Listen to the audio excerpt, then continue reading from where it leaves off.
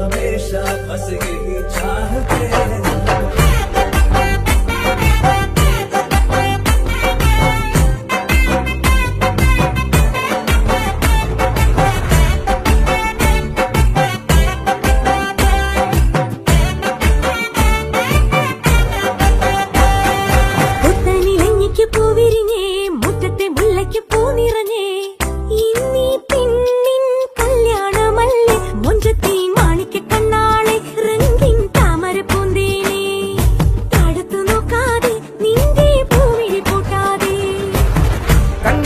കവിളിലെ മാതളപ്പൂ ചോദിക്കാൻ മൈലാഞ്ചി തൊപ്പിലിന്ന മാരൻ വന്നു തേനാടെ